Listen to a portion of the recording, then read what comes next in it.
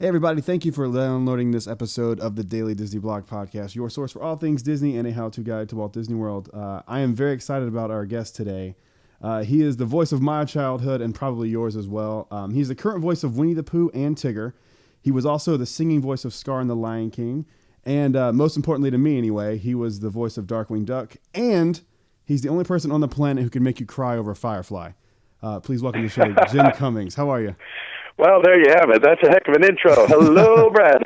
Hey, how's it going? I'm great, man. How are you this morning? Oh, superb! Another day in paradise. That's awesome. Another day, but I always have to comment. I know that you were probably reading something about the current. Well, I always get a kick out of it when somebody says, "Well, are you the current voice?" And I go, "Well, yeah. Of course, I've been current for 30 years." Bless his heart, Sterling was the current voice for the original for maybe, I don't know, 4 shows, Yeah. and then he retired, and more power to him, and of course he passed away, but it's like, yeah, well, I'm the current voice since 1987, so it sounds like I just showed up, you know what I mean? But hopefully I'll stick around for a while. Oh, you'll be around for a while, man. You're the best. Okay, so the first thing I wanted to talk to you about was, I did a little bit of research on you, and your first acting job, if I'm correct, was you played Lionel in Dumbo Circus? Yes, indeed. How was that interview? What were you doing when you got the call for that interview, or that audition rather?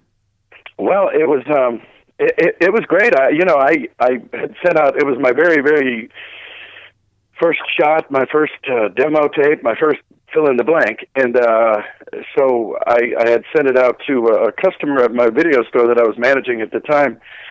Said, why don't you send this tape to a friend of mine named Don Bluth? And I said, okay. I didn't even know who that was. But he's Don Bluth. That's who he is. Wow. And which is a big, one of the big kids, right? Yeah, no joke. And so I said, sure. So I sent him the tape, and somebody called back from his office and said, well, yeah, we're listening to your tape, and you don't suck, but we're not doing anything. We're making video games right now, but we'll hold on to your tape. We'll pass it along. And I thought, well, sure, don't call me. Don't call you. I won't call you. And a couple of weeks later, I got a call from Frank Brandt at Left Coast Productions. They were gearing up to do Dumbo Circus. And he said, well, I got this tape from Don Bluth. And I went, oh, that was nice. And he goes, well, and you don't suck. So you want to come up here? So you want to come up here and audition? So I did, and I got the job. And I had to quit my job in the video store because we were doing like 2 shows a week, and I think I was making like $150 or $200 more doing just those 2 shows than I was working for like 8 hours a week. Then I was making at the Video Depot working 60 hours a week. So I said, I think I'm going to do this instead. And so I jumped in with both feet, and Dumbo Circus went on for about a year and a half. We did over 100 episodes, and of course by then I had an actual agent, and then I fell into doing radio commercials, TV commercials, and the rest is mystery. And now I get to talk to you. That's exciting. Well, I was a huge fan of Dumbo Circus, actually. It's so funny when I started researching you, I was going back and I knew a lot of your stuff, but there were some things that like really surprised me. Like I wasn't aware that you were Tasmanian Devil. Oh, yeah. I realized it once I heard it, but I didn't realize you were Bonkers. I mean... Bonkers! I love Bonkers! I love He's Bonkers. very underrated. He is underrated. I always thought Bonkers, but I thought he was very underrated. Yeah, and I jokingly say that I'm Winnie the Pooh and the Anti-Pooh, because I don't know how you can get farther away from Pooh than Taz. You know what's funny? Taz-like. Oh, that's awesome. You know what's interesting? I was rummaging through some old home videos this past week, and I found some stuff from 1996 at Walt Disney World. And it was, I don't even know the name of the show, but it was basically the Disney Afternoon show. And you were in every single one of those shows. You were the main voice in every single one of those shows.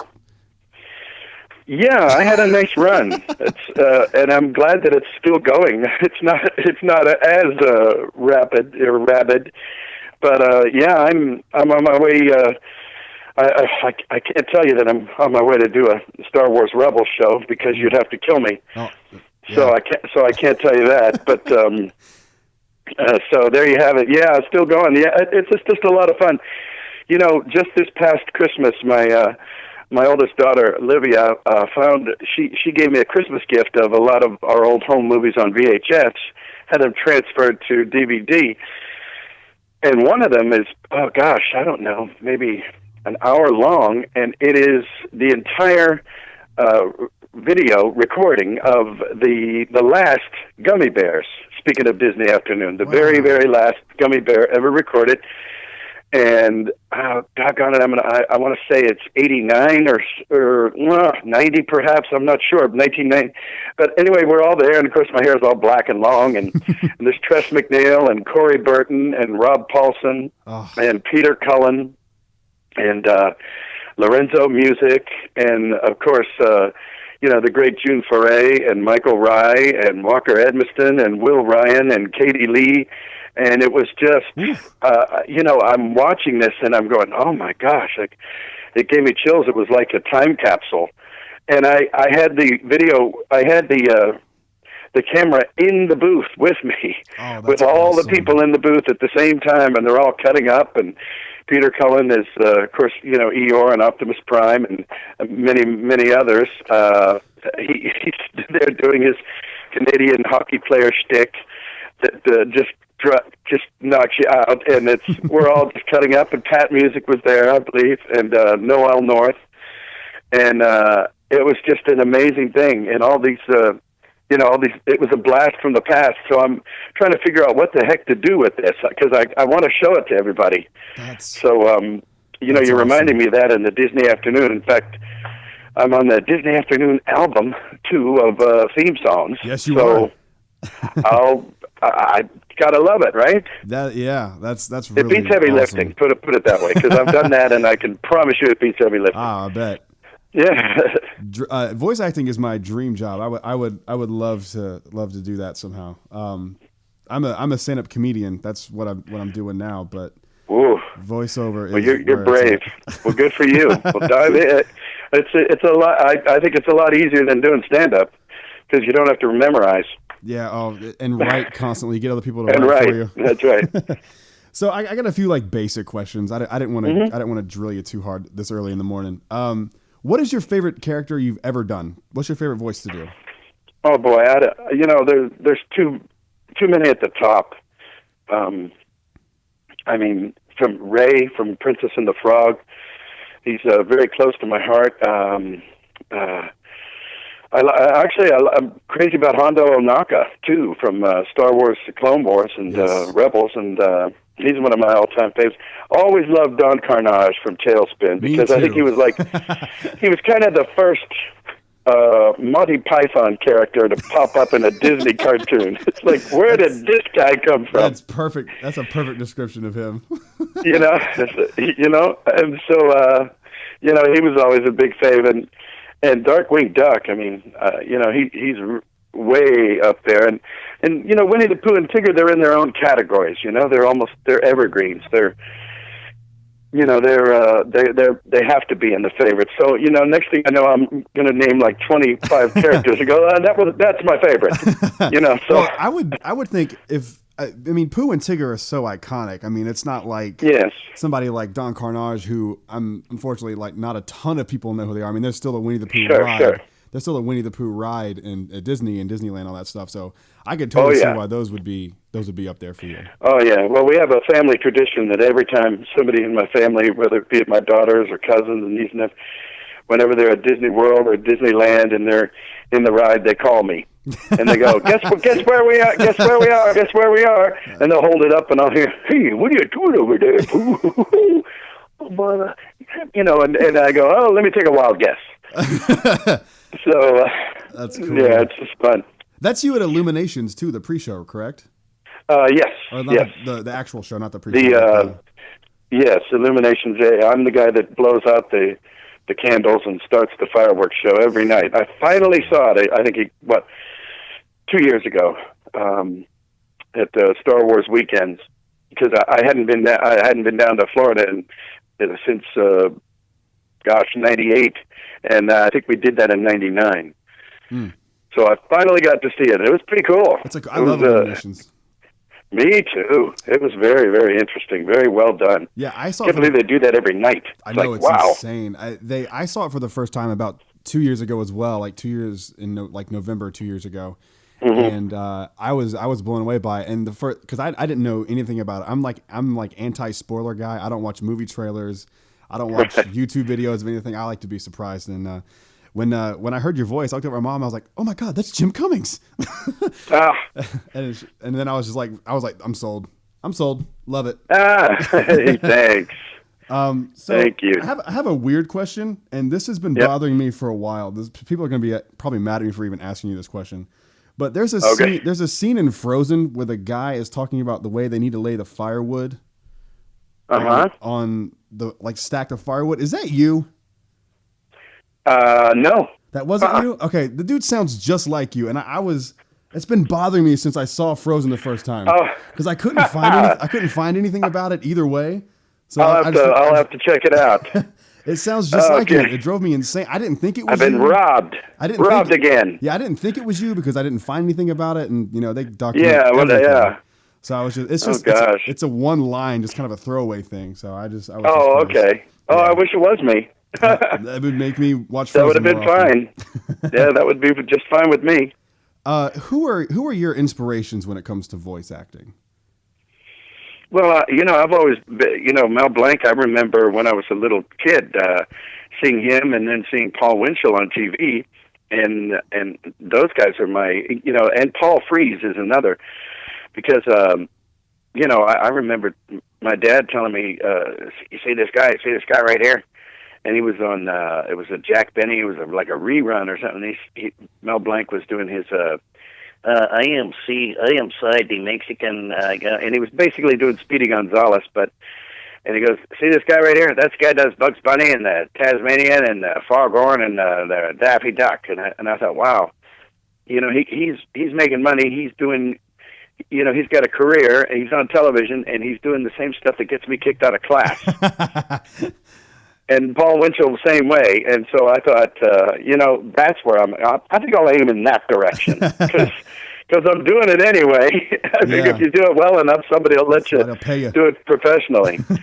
So they were my guys, that's for sure. That's voice acting is just so fascinating to me because I think to me, I'm not an actor. Let's just put that out there right now. I'm not an actor in any way. But to me, it seems that voice acting would be much more difficult than acting because all you have to rely on is your voice. That's right. Well, I jokingly say I've been up. What is it? Oh gosh, I've been up for like 5 Emmys. Haven't got one. It's always somebody like Ed Asner or somebody who gets it. Although sometimes the good guys get it. Mo LaMarche and Rob Paulson. They, thank goodness. But no, I mean, my joke is that sure, anybody could get an award if they get to use their face. Try doing it without your face. Yeah, no kidding. So, but it is true. And I mean, I'm not dropping names, but Rita Moreno thought that the same thing. She said, "This is so much fun. You can just do anything.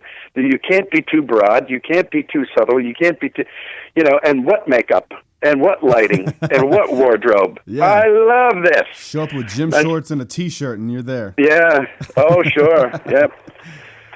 Now, I have another question about the process of doing voice work. When you're trying to land an impression, like you do a great Mike Tyson, is that something you can just do, or do you have to sit down and work on it and practice it? Or no, I think it just pops out. It pops into my head as sound first, and then the personality and the grammar and the rhythm. Just, I don't know how to say it. I think it comes naturally in a natural way. I'm not saying it comes naturally because I'm I don't even have to think about it. I don't mean it that way. I mean it's more of an organic, natural thing. Like, in other words, like Mike Tyson, in a sense, he has a strange rhythm to his syntaxical grammar type of speech. And then there's a certain emphasis in this, and there's a rhythm, and I think you just kind of pour it into the pot, mental, whatever little mental stew you got going in there, and it just comes out, hopefully. And, I always say, too, thank you, by the way, for the compliment, but I always say if you do a dead-on impression of someone that nobody in the whole wide world knows, you have a new character. And if you do a terrible impression of somebody everybody in the whole wide world knows, you have a new character. Because nobody knows who it's supposed to be. Well, you got a new character. That's awesome. So you get a little bonus in there. Interesting. That's a cool way to look at it. I'm going to ask you a few of questions that my listeners sent in, and so these are not my questions. Sure.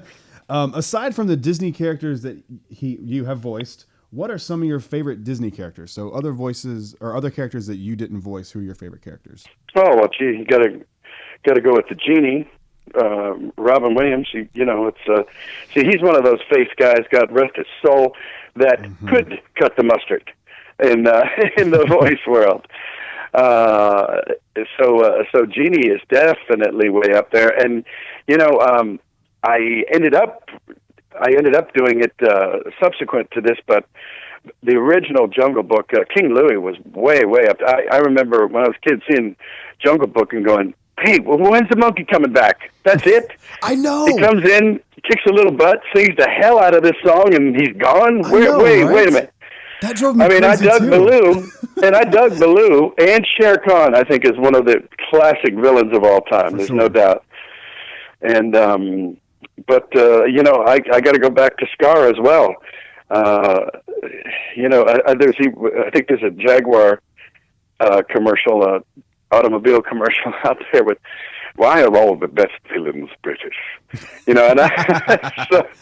so I guess I like some of those villains as well. But absolutely, I thought that Anika Noni Rose was just absolutely. She and both Bruno Campos were, as Princess Tiana and Prince Naveen and Princess and the Frog. I thought their chemistry was pretty darn dead on. I mean, they were just excellent. They were pretty darn amazing. And I tell everyone that's the best Disney animated film of the last 10 years. Well, I think so too. Not because nothing to do with me, but yes, I agree. I do. I think it was underrated too, and they released it at a bad time. Not as badly as they did with Winnie the Pooh in 2011. That was a travesty. Why? I mean, I could have sat down and cried. It was like, why would you put it out on the? People have been waiting 20 years for the last Harry Potter. Let's put it out the exact second. Yeah, they killed it. I know. I mean, why not? Why bother? I mean, if they put it up against the Smurfs 3 weeks before or 4 weeks after, we'd have killed the Smurfs. For sure. But no, we had to go against Harry Potter. Well, so that one's way up there too, Winnie the Pooh. It's interesting because they made the same mistake with Treasure Planet. Yes, I agree. And it's like, why would you saw I was thinking of that. That didn't do well against Harry Potter. Don't mess with that. That's its own thing. Yeah, exactly. Yeah, I was bummed out. Yes, and the head pirate in Treasure Planet was great too. Yes, that's another underrated Disney movie. I agree. Treasure Planet's up there for me as one of my favorites. Oh, I agree. That and I dig Atlantis too. Yeah, that's a good one too. I actually watched it about a year ago for the first time I saw it since I saw it in theaters, and I remember not really digging it as a kid too much, but I really actually enjoyed it as an adult, which was I was surprised. Nice. I was surprised by. All right, since this is basically a Disney Parks podcast, so I have to ask you this: what is your favorite attraction at Disneyland and Disney World?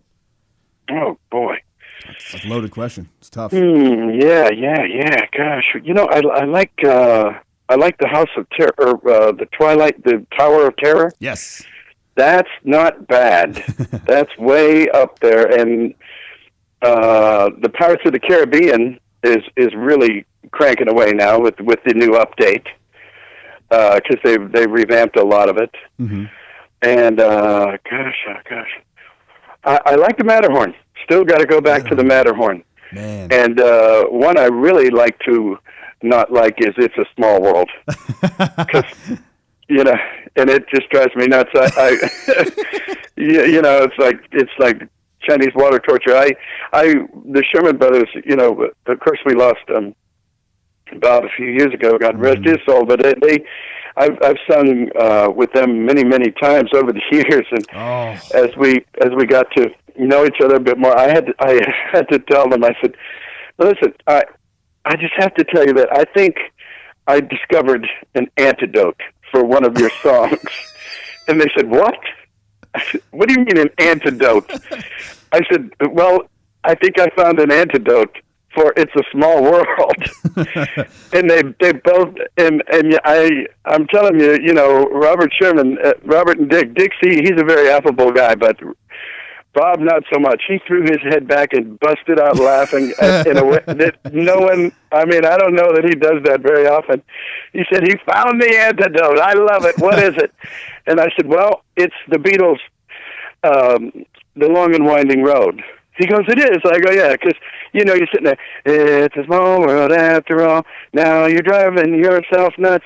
Please stop singing this damn song. It's a small world. But then you go, the long and winding road, blah, blah, blah, that leads.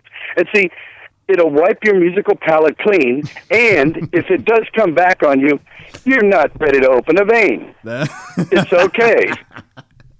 You know, and he just laughed and thought that was great. And he said, well, you know, that was Walt's idea. I said, what's that? He said he wanted this song to be nothing but hook. It had to be the hook had to be so catchy and so strong that people come walking out of this fakakta ride, and that's all they can do is bum ba-dum bum ba-da-da. And I said, well, congratulations, you did it. Yeah, I read a story. Long and winding. Okay. I read a story that the original idea for that was going to be all of the national anthems kind of playing room by room. So when you would go into like the USA room, it would be like our national anthem and then Canada's national anthem. But there was a point in each ride where you can hear both rooms, and it was like maddening. They couldn't figure out a way to do that. So I thought that was interesting. And I like It's a Small World. My favorite attraction is Haunted Mansion, like across the board. Yes. I mean, that's way up there for me. What's not to like? You got Paul Frees doing the voice of the ghost host. You got you got all those cool animatronics and stuff. So yes, it's also one of mine. Love it.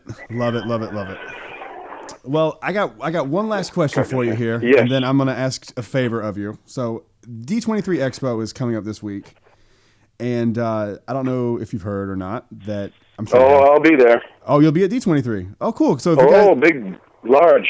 Awesome. So that kind of leads into my question here, and if you can't answer, that's okay. Okay.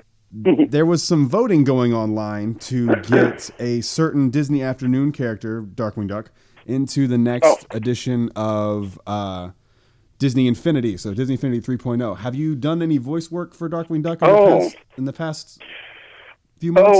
No, nothing except a fake Kickstarter campaign on April Fool's Day a couple years ago. I saw that. Yeah, that was kind of popular.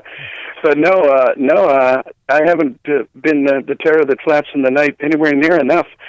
So but I agree. You know, that's funny because that is the one character that, I sometimes go to a lot of these conventions around town, and people will come in and they're like 42 or whatever years old, and they've got a 7 or 8 year old, not unlike yourself, right? Mm-hmm. And they'll say, and he'll be dressed as Darkwing Duck. As cosplay, and I went, wow, how's this guy know? He goes, we're raising him right, man. And they hand me a stack of DVDs, and they go, I can't keep him away from these. Yep. And I said, yes, good job. Yeah, that's how my son is. My son loves him some Darkwing Duck. Yeah, keep up the good work, citizen. Carry on. Wow. Stay dangerous, bro. 6-year-old me is having a heart attack right now. Yeah, that was one of my favorites of all time. No doubt about it. By about the 4th or 5th show in, we'd established he always has his catchphrase, I am the terror that flaps in the night. Mm-hmm. I am the bug that splatters across the windshield of crime. I am Darkwing Duck. So it was always I am the terror that flaps in the night, fill in the blank, and then I am Darkwing Duck. And about, halfway through the first season, it came time for the catch his slogan to go out, and it says, I am the terror that flaps in the night. I'm not going to write anything here because Jim will probably make up something else anyway. I am Darkwing Duck. Oh, that's great. Oh, man. So.